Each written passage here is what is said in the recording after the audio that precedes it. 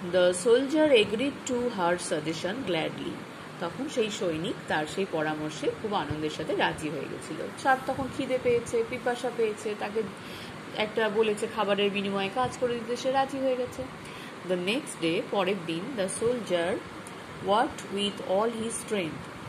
সেই সৈনিক তার সমস্ত শক্তি দিয়ে কাজ করেছিল।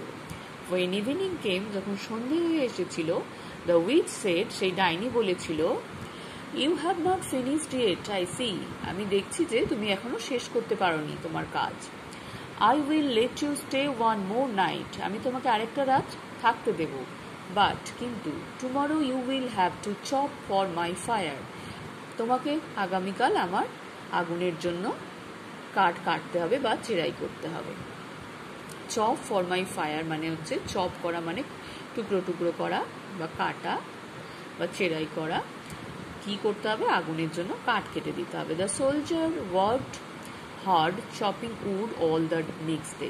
পরের দিন সেই সৈনিক খুব কঠোর পরিশ্রম করলো সেই কাঠ চেরাই করা বা কাঠ কাটার জন্য।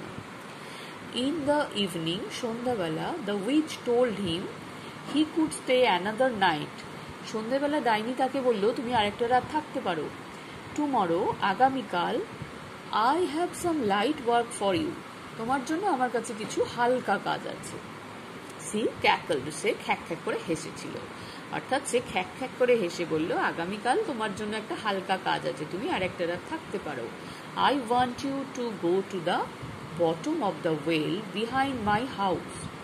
বলছে, আমি চাই যে তুমি যাও আমার বাড়ির পেছনে যে কুয়ো আছে তার তলায়, অর্থাৎ কুয়োটার ভেতরে তাকে নামতে হবে আগামীকাল। And bring out my magic blue light, এবং আমার ম্যাজিক ব্লু লাইট অর্থাৎ যে ম্যাজিক নীল রঙের আলোটা আছে, যেটা ম্যাজিক্যাল কিছু আলো ওর কিছু আছে, যেটা আমরা গল্পটা আরও পড়লে জানতে পারবো সেটা কি জিনিস, সেটাকে এনে দিতে হবে সেই কুয়োর তলা থেকে। দ্য নেক্সট মর্নিং, পরের দিন সকালে, the witch guided the soldier to her well. সেই সৈনিককে তার কুয়ো পর্যন্ত রাস্তা দেখিয়ে নিয়ে গেলেন। And well was very deep. কুয়োটা ছিল খুব গভীর। অ্যান্ড বোন ড্রাই, এবং একদম শুকনো। বোন ড্রাই মানে হচ্ছে খটখটে শুকনো, তাতে একটুও জল ছিল না। See let the soldier down in the bucket tied to a long rope. তিনি কি করলেন? তিনি সেই সৈনিককে নামিয়ে দিলেন কিসে করে? ইন আ বাকেট, একটা বালতি করে, যে বালতিটা একটা দড়ি দিয়ে বাঁধা ছিল। When he reach the bottom, যখন সে বটমে পৌঁছলো, he found the blue light, সেই নীল আলোটা দেখতে পেল। অর্থাৎ সেই বালতিতে চড়ে তাকে যখন নিচে নামিয়ে দিল, কুয়োর নিচে গিয়ে সেই সৈনিক দেখতে পেল সেই নীল আলোটা। The which pulled him up, তখন সেই ডাইনি তাকে টেনে তুলল। বাট কিন্তু when he was nearly at the top, যখন সে একদম ওপরের দিকে এসে গেছে, অর্থাৎ সেই কুয়োর মুখের কাছাকাছি এসে গেছে, she reached out for the blue light. সে তখন কি করলো?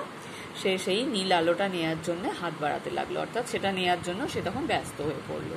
ও নো, না, ইউ ডোন্ট, তুমি এটা করতে পারো না। সাউটেড দ্য সোলজার, সোলজার বলল, I won't let you have the light until I have both my feet firmly on the ground.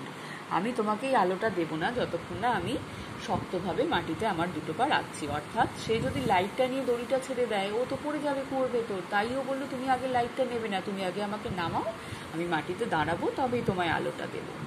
এই পর্যন্ত তোমরা সুন্দর করে রিডিং করা অভ্যেস করবে, নতুন শব্দগুলো শিখবে, আর ভিডিওটা মন দিয়ে দেখলে তোমরা সহজেই রিডিং পড়তে পারবে। যদি কোথাও সমস্যা হয় ক্লাসে জেনে নেবে। সবাই ভালো থাকবে, বাই।